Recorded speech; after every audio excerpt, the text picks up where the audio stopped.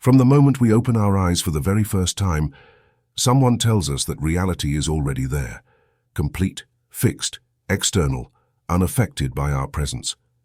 We are taught that the universe is an ancient machine made of matter and rules, indifferent to whoever watches it. We grow up believing we are small observers in a world that existed long before us and will continue long after we disappear. But if we look attentively at our own experience, everything challenges that idea. Every emotion, every conversation, every moment of awareness seems to subtly alter the way reality unfolds. Nothing stays exactly the same. What once frightened us may later bring comfort. What once felt meaningless can suddenly become profound. It is as if reality responds, shifts, rearranges itself depending on the consciousness looking at it. As children, before we learn concepts, we do not see a world separate from ourselves. We perceive movement, sound, warmth, vibration, color, a flowing field without distance or identity. Only later do we learn to name things: tree, sky, body, thought, me, you, inside, outside. Words draw invisible borders and convince us that the observer lives on one side while the world exists on the other. From that mental division, the illusion of separation begins, and from separation arise fear, defensiveness, comparison, ambition, shame, and the constant sense of not being enough. We live believing we must protect ourselves from a world out there, when in truth that world is shaped through the act of perception itself. For centuries, science believed consciousness was a byproduct of the brain, a temporary chemical spark produced by biological tissue. But quantum physics quietly introduced a deeper possibility. In the famous double-slit experiment, particles do not behave like solid objects unless they are being observed. When nobody measures them, they spread out as waves of infinite potential. They exist in many states at once. But the moment attention enters, the wave collapses into a single outcome. Observation does not reveal reality, it selects it. The observer is not separate from the universe. The observer participates in its creation. If this is true at the smallest level of existence, why would it not echo through the entire structure of life? Maybe we never see reality as it is. Maybe we see reality as we are in the moment of seeing it. Thoughts, emotions, beliefs, memories, all of them act as tuning mechanisms. Two people may witness the exact same event and yet inhabit completely different realities. One sees danger, the other sees possibility. One feels insulted, the other feels grateful. The world does not change, but the consciousness perceiving it does. Reality may not be a fixed stage. It may be a mirror responding to the quality of awareness reflected into it. And if that is so, then perhaps we are not wandering through the universe. Perhaps the universe is wandering through us. Perhaps we are not beings inside consciousness. Perhaps we are consciousness dreaming of being beings. Just as a wave is never separate from the ocean that carries it, we have never been separate from the field of awareness that gives rise to life. Every person, every tree, every memory, every star may be a temporary expression of the same underlying truth, wearing different shapes to recognize itself from new angles. Even the body we identify with is not a solid structure. It is a process, constantly transforming. Cells die and regenerate. Atoms come and go. Subatomic particles flicker in and out of existence. Yet we experience continuity because consciousness is the thread connecting every moment.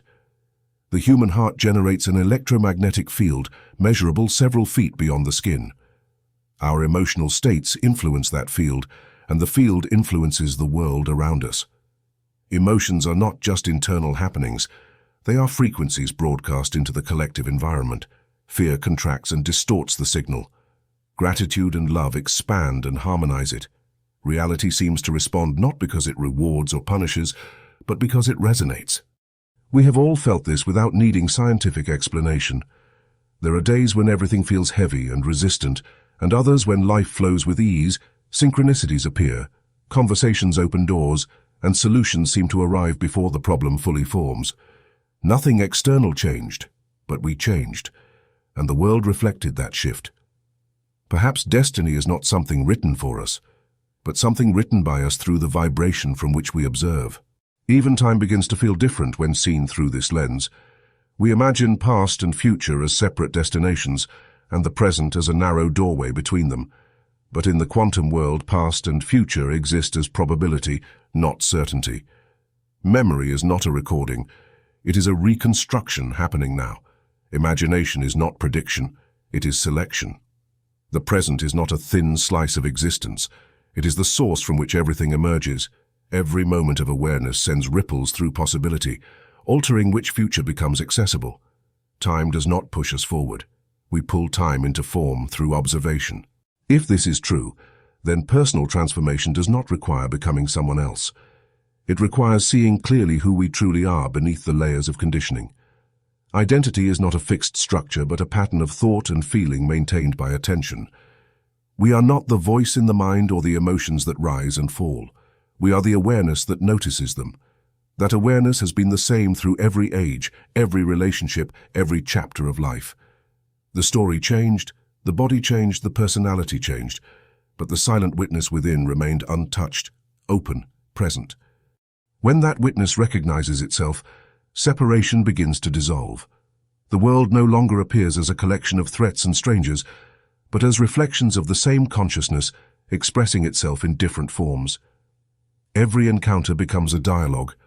Every challenge becomes an invitation. Every ordinary moment becomes sacred simply because we are aware of it. Life stops being something to survive and becomes something to experience. Consciousness does not live inside the brain. The brain is an instrument through which consciousness expresses itself. Consciousness does not inhabit the body.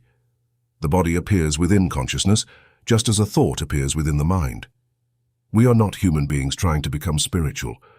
We are infinite awareness temporarily exploring what it means to be human. The universe is not outside of us. It is the field of experience arising within us. With this realization, coincidences take on new meaning. Synchronicities stop feeling like accidents and begin to feel like alignment. Intuition stops feeling irrational and becomes guidance. Life stops feeling random and becomes responsive. It becomes clear that reality is not happening to us. It is happening with us. And perhaps the most profound implication is this: consciousness is shared. We are not isolated observers living separate lives. Every thought, every emotion, every intention influences the collective field in ways we may never physically witness. A single act of kindness, a single moment of presence, a single breath of compassion can subtly shift the emotional climate around us. Humanity may not be a collection of individuals. It may be a single consciousness distributed across billions of bodies, learning through itself.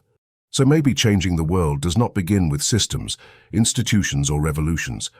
Maybe it begins with attention, the way we look at ourselves, at others, at existence. Maybe healing ourselves is also healing the collective.